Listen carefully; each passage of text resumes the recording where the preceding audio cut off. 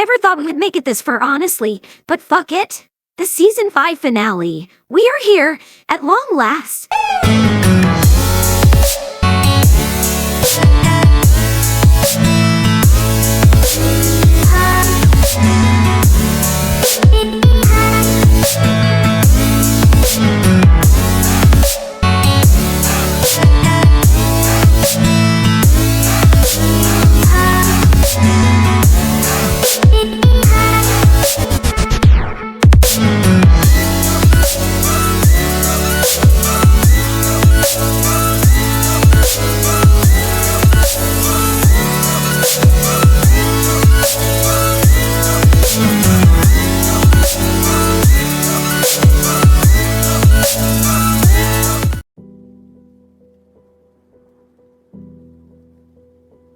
Well, it's time. The time has come to scrutinize the various problems associated with the Season 5 finale, especially in the episode titled The Cutie Remark, and everything wrong with the Season 5 finale. The Cutie Remark. This episode still evokes a sense of discontent within me. The aspect of time travel is particularly aggravating. In this instance, I expressed my true colors. My effort to prevent the first sonic rainbow had catastrophic implications for the future.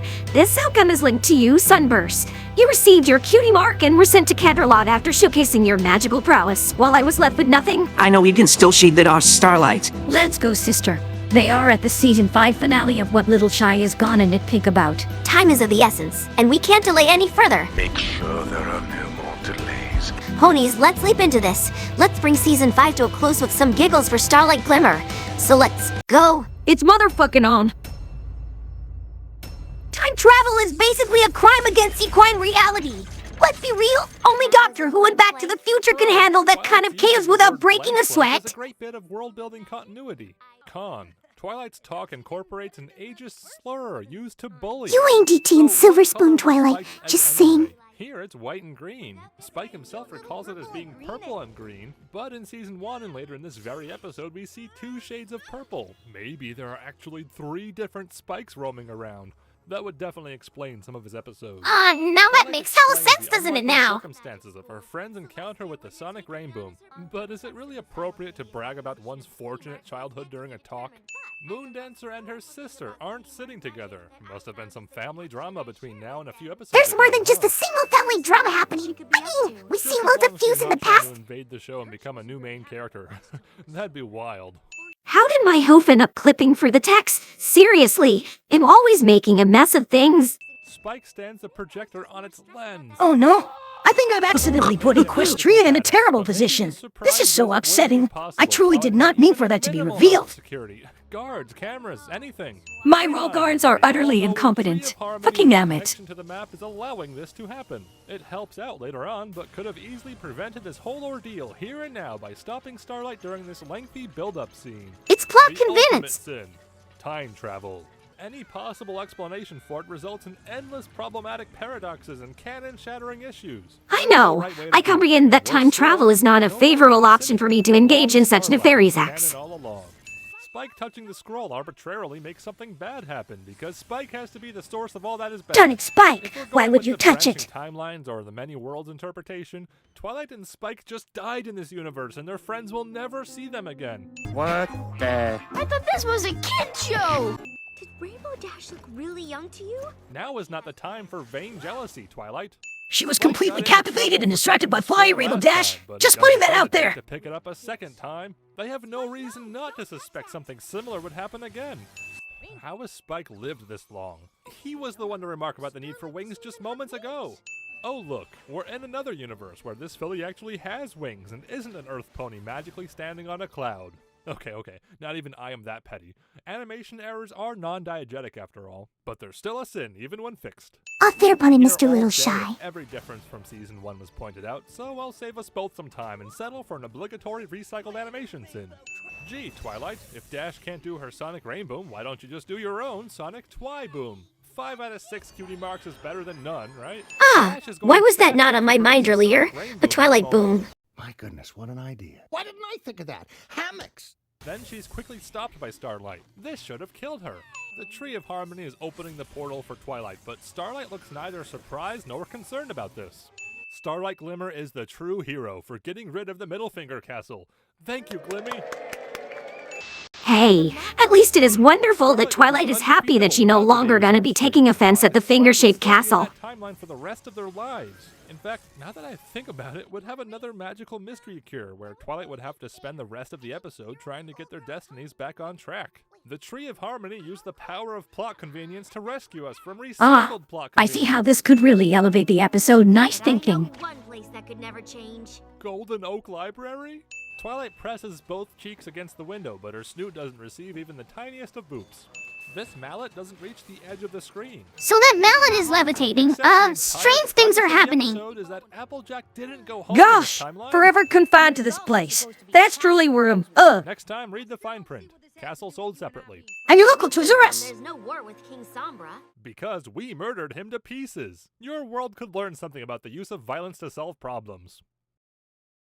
Wow, Okay, that certainly appears to be in line with what DWK had done. The obvious argument is that this war is to liberate the enslaved citizens. But if that's the case, why is Celestia confronting the opposing army so violently when they are the citizens, but mind-controlled? Shouldn't all of Equestria's effort be put into capture and removal of the headsets? Celestia is guilty of war crimes. Oh, look, The war's coming in she's progress no have pushed witness. real life to its limits. Falling boulder turns Dash into a deer in the headlights.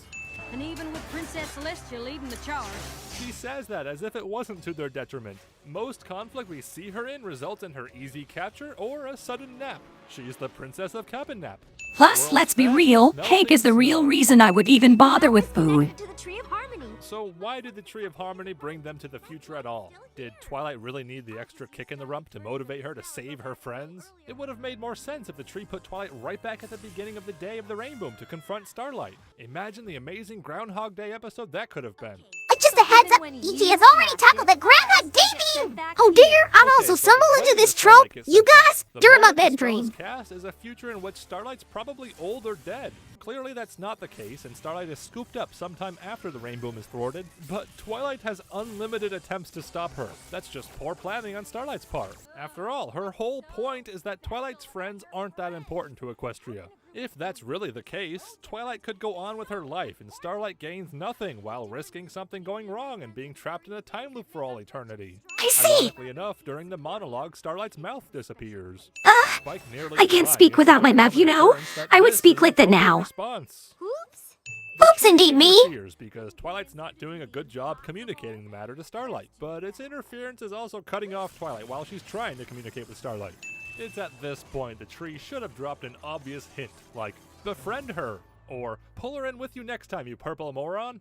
This Where tree is this definitely learning all conveys the this? honest It's truth, established that he especially can in just relation to learn how something Applejack sees Twilight is things. not learning some lesson that requires him to take a step back. The point is to befriend Starlight, which could happen a lot quicker without them trying to kill each other first. To be continued. Yeah. A kind connection could help her overcome her pain in a short period.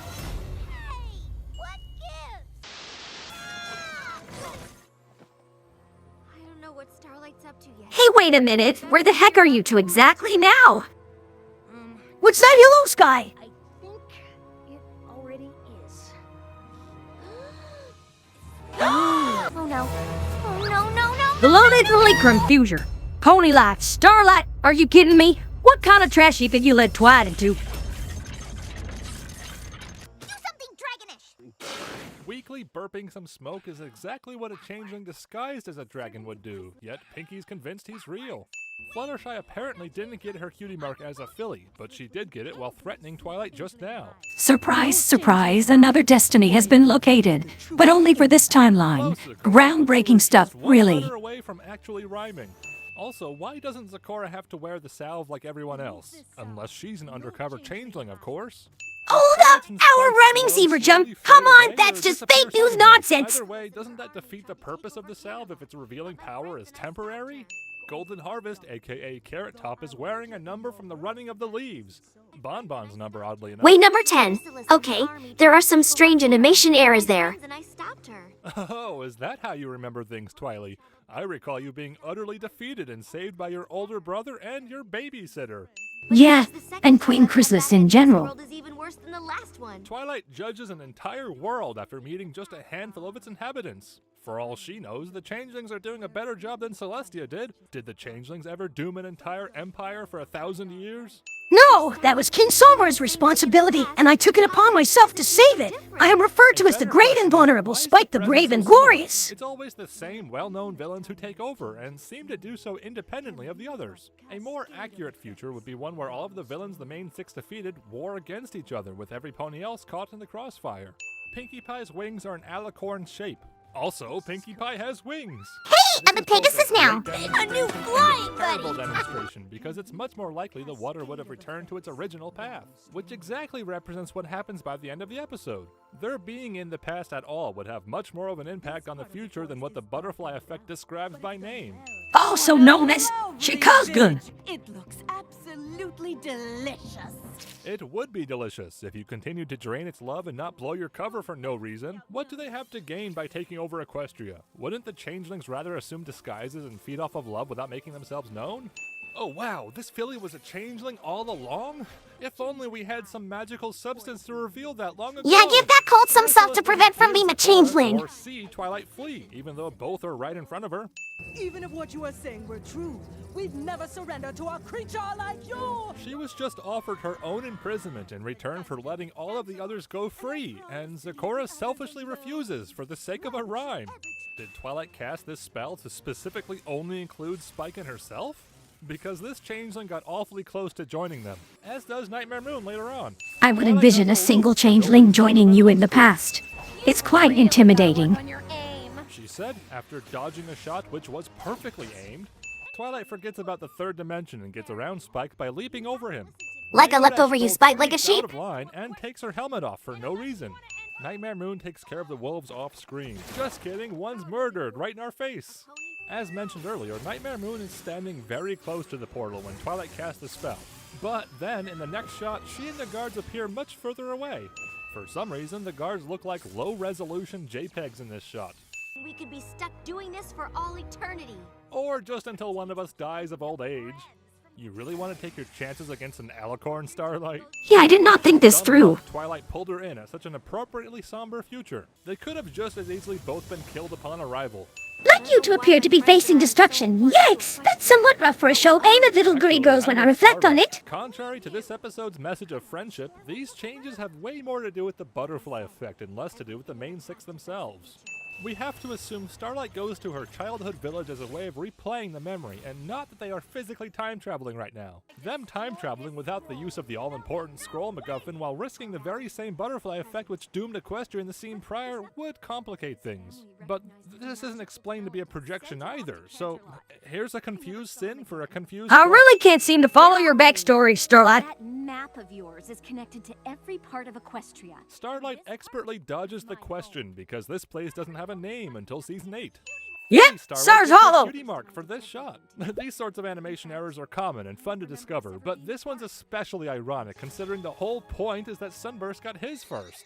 Oh hey, Sunburst all is well playing now. Jenga, because Hasbro show. The fact Sunburst leaves the room without sharing the moment with Starlight, let alone even look at her, says a lot about their one-sided friendship. Twilight doesn't even try to magically grab the scroll back. She'd rather stare on in silence to build dramatic tension before the commercial break. He's right, you know. Desperation is downright morbid. Considering the implications of a stalemate with an alicorn, she is basically suicidal about losing her village. Oh no, suicidal melancholy. I mean, sadness is something I've dealt with before, but this, it's just so hard to wrap my head around. In a show meant for little girls, no less, dark things really do happen, and it's unsettling to see such heavy things woven into narratives that are typically designed to be lighthearted and uplifting. I've seen it a dozen times. Things don't turn out well in Equestria without my friends. Yeah, but what would happen if you remained in this timeline with the advanced knowledge of a time traveler? You could single-hoofedly save Equestria by knowing all of the enemy motives and plans. Not to mention bring your younger self and the others together without the need for a rain boom. This hypothetical option is a sin for bringing to light the fact that with the tree's help, this world is indeed a linear, self-correcting timeline, and not the multiple worlds multiverse which plagues so many other fictional works. Let's That be may real. a good This thing isn't or the many a worlds crazy thing theory you depending think you on how know you from look your at it, Twilight but Sparkle. one thing is Get it certain. together. Time travel is stupid. Except for Doctor Who. What's so special about your friends? This whole episode is about Starlight being jealous of the show's main characters. That's why she's forced upon us as a new main character from now on. This is all part of her plan. While that's happening, Sunset Shimmer is chilling with her buddies in the human world. Looks like things are going well. Which means she has to be repairing it to begin the rip anew. Like maybe we could consider duct tape or something comparable. Ooh, duct tape. It could effectively fix the scroll that Star Swirl designed and stop it from being ripped apart. That's technically intriguing. It's a solid suggestion. I should think about fixing it in the near future. We see spells memorized and cast without any use of a scroll, but apparently this one has a clause built into it, which requires the scroll to remain intact. The one spell which could have world-ending implications and needs a backup more than any other has a self-destruct feature, and one that could occur by mistake, too. It's unlikely Star Swirl had anything to do with this, meaning it was all part of Starlight's plan to doom herself. Thank you, little shy. Energy from the map, which disables it. At least until a few episodes from now when they magically turn the map back on. So this was completely pointless. You know what? I've been sending the castle for an entire season. It's time for something new. But before that, let's return the message.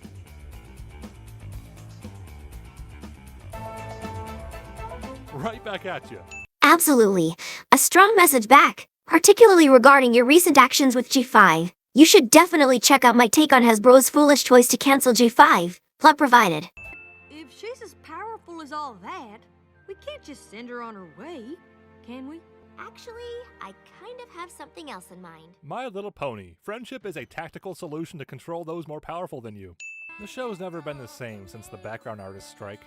Just by looking at how special this ending is, it's safe to say this episode was made as a potential series finale, which is the ultimate sin. When in reality we got from her season to get through.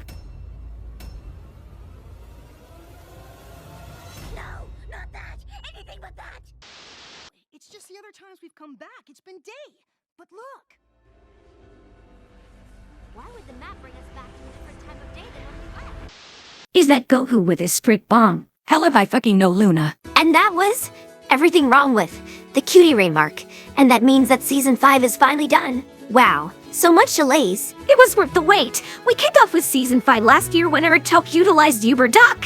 However, due to that ridiculous change, he has now turned to Haysay. Indeed, it has been a remarkable journey since the season when I made my first appearance. So Crusaders, it's done, and boy was that fun, as always from Little Shy. I'm feeling so fortunate about this. Now, what's the latest with you, Twilight Sparkle? I'm thinking the friendship games must be next, right? Yes, that's right. Equestria Girls Friendship Games is the next feature in our Cinemar's reaction lineup, and you can bet that Sunset will be involved. So viewers, watch out for it. Bye then. For where to go?